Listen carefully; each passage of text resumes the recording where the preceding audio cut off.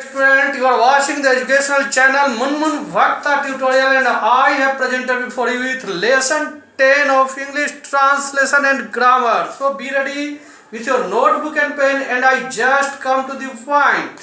Dear student, आज का यह क्लास आप सबों के लिए बहुत ही इम्पोर्टेंट होने वाला है क्योंकि आज हम लोग सीखने जा रहे हैं सब्जेक्ट, वर्ब और ऑब्जेक्ट के बारे में। और मैं इस चैप्टर को इम्पोर्टेंट इसलिए बता रहा हूं कि आप आगे इंग्लिश में जो भी चैप्टर्स पढ़ेंगे, जैसे अगर आप टेंस पढ़ते हैं, वॉइस पढ़ते हैं, डिग्री पढ़ते हैं, क्वेश्चन टैग पढ़ते हैं, नरेशन पढ़ते हैं, ट्रांसफॉर्मेशन पढ़ते हैं, ये बहुत सारे जितने भी चैप्टर्स हैं, तो उसमें आपसे हमेशा एक चीज पूछा जाता है या आपको ध्यान रखने का होता है कि इसका सब्जेक्ट क्या है, वर्ब क्या है और ऑब्जेक्ट क्या है, और इसके हिसाब से आपको उस पर बाकी काम करने होते हैं। इसलिए आप इस चीज को बहुत ही ध्यान से समझ लीजिए। तो आइए हम पॉइंट पर आते हैं। सबसे पहले हम सब्जेक्ट को समझने का कोशिश करते हैं और इसके पहले मैं आपको बताऊं, हमारे कुछ स्टूडेंट ऐसे समझ रहे होंगे कि हम लोग धीरे धीरे कहाँ बढ़ रहे हैं, यानी कि मेरा इशारा है जो स्टूडेंट हमारे समझ रहे हैं और जो नहीं भी समझ रहे हैं, हम लोग आहिस्ता आहिस्ता अब टेंस की तरफ जो है कदम को बढ़ा रहे हैं। आगे का जो चैप्टर होगा वो आपका टेंस से ही होगा और उसके पहले हमें क्या क्या चीज जानना जरूरी होता है उसको मैं आपको बता चुका हूँ। टेंस पढ़ने से पहले हमें नंबर की जानकारी होनी चाहिए जो आप पढ़ चुके हैं, हमें पर्सन की जरूरत होती है उसकी जानकारी आपको हो चुकी है, और आज हम लोग सब्जेक्ट, वर्ब, ऑब्जेक्ट को जब पढ़ लेंगे तो हम टेंस को पढ़ने और समझने के काबिल बन जाएंगे। तो आइए स्टूडेंट हम समझने की कोशिश करते हैं। सबसे पहले सब्जेक्ट के बारे में कि व्हाट इज सब्जेक्ट। वही सब्जेक्ट को हिंदी मीडियम में हम कर्ता कहते हैं। कर्ता यानी कि काम करने वाला। आपने बहुत ऐसे सेंटेंस को पढ़ा होगा या पढ़ते हैं कि राम खाता है, मोहन जाता है, वे लोग दौड़ते हैं, शिक्षक पढ़ाते हैं, वगैरह वगैरह। यानी कि इन सभी जो सेंटेंस है, ये वाक्य जो हैं, इसमें कोई ना कोई काम बोला जा रहा है और इस काम को करने वाला कोई ना कोई है। तो भाई किसी सेंटेंस में किसी काम को जो करने वाला होता है उसको हम कर्ता कहते हैं हिंदी मीडियम में, और उसी को इंग्लिश में हम सब्जेक्ट कहते हैं। Clear student? यानी कि अगर आपसे इंग्लिश में इसे डिफाइन करने के लिए कहा जाए तो आप लिखेंगे the doer of an action is called subject. आइए मैं आपको कुछ एग्जाम्पल के साथ स्क्रीन पर भी दिखा दूं कि सब्जेक्ट को, जैसे मैंने यहाँ लिखा राम खाता है, और देखिए मैंने इस राम को सर्कल किया है, घेर दिया है गोल घेरे से। क्यों? क्योंकि ये सेंटेंस में खाना एक काम है और इस खाना का जो काम है कौन कर रहा है? राम कर रहा है। इसलिए राम क्या हो गया? सब्जेक्ट हो गया। मैं लिखता हूँ तो भाई इसमें लिखने का काम कौन कर रहा है? मैं, इसलिए मैं को क्या कहेंगे? सब्जेक्ट कहेंगे। तुम खेलते हो, खेलना एक काम है और इस काम को कौन कर रहा है? तुम। तो यहाँ पर तुम क्या हो गया? कर्ता, यानी कि सब्जेक्ट हो गया।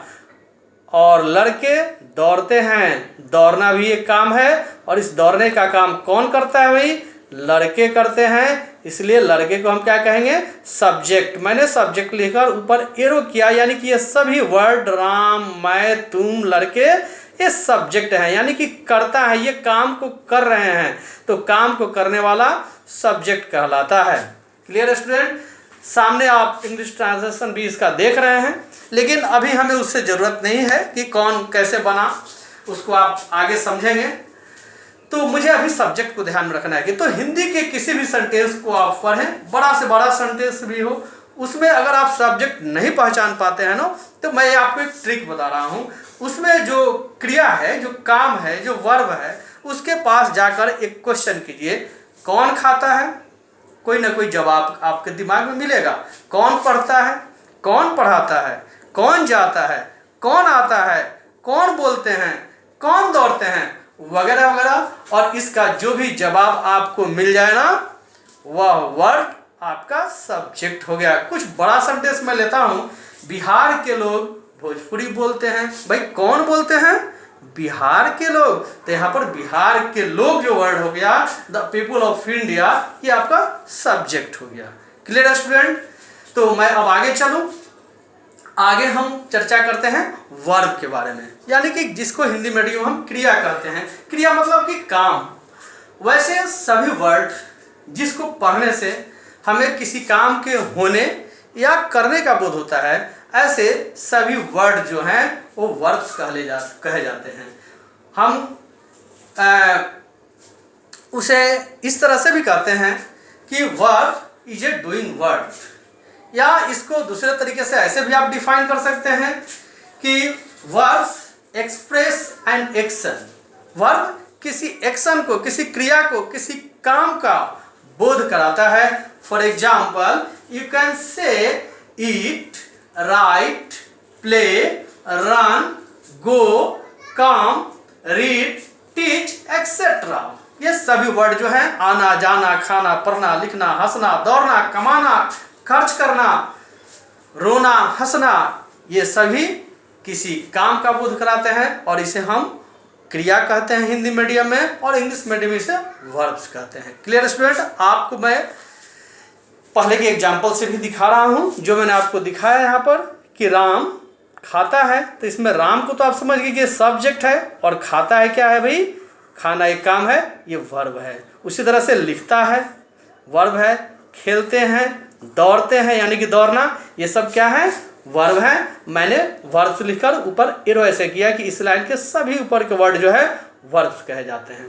Clear student? आइए आगे हम बढ़ जाते हैं। ऑब्जेक्ट, सब्जेक्ट और वर्ब को तो हम लोग पढ़ लिए, लेकिन अब समझने के लिए ऑब्जेक्ट क्या है।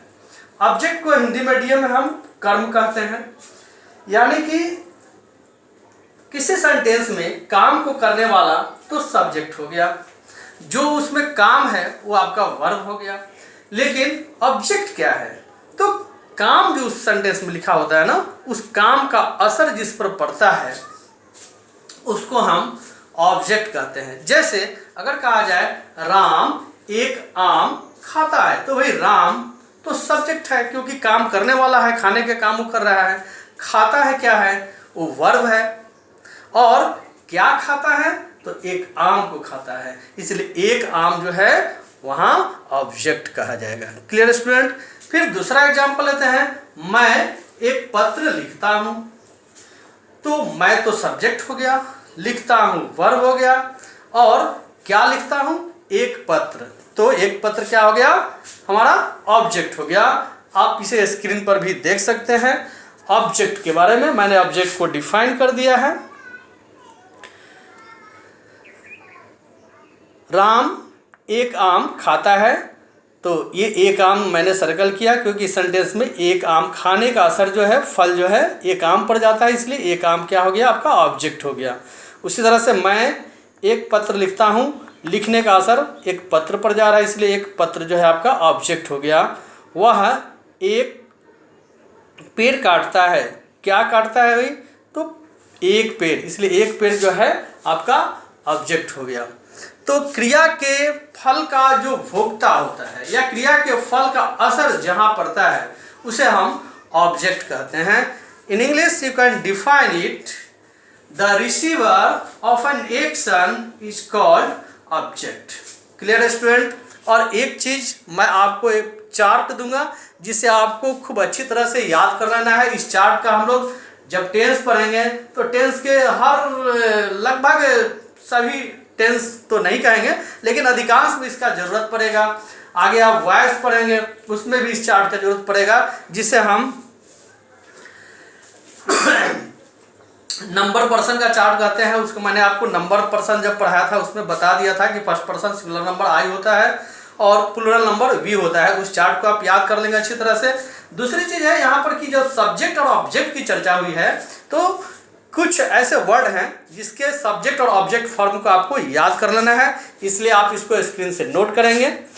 ये आई जो है इसका ऑब्जेक्ट फॉर्म मी होता है, वी का ऑब्जेक्ट अस होता है, यू का यू होता है, ही का हिम होता है, सी का हर होता है, दे बॉयज का देम होता है। ये आपको याद कर लेना है, मैंने रिमेंबर लिख दिया है। और जो भी चीज़ मैंने समझाया आप उसे स्क्रीन पर एक बार देख सकते हैं, स्क्रीन से नोट भी कर सकते हैं। मैं आपको बार बार बताता हूँ कि ये जो क्लास आपका चल रहा है वो लॉकडाउन स्पेशल क्लास है, इसका आप फायदा उठा रहे हैं। और मेरे पास ये YouTube चैनल जो बनाने का कोई पहले से शौक भी नहीं था, ये तो सब लॉकडाउन करा रहा है। और मेरे पास इसके लिए जो बुनियादी सुविधाएं हैं जैसे ब्लैक बोर्ड का होना वो मेरे पास नहीं है विद्यार्थी, इसलिए मुझे पेपर को यूज करना पड़ता है, उस पर लिख करके आपको बताना पड़ता है।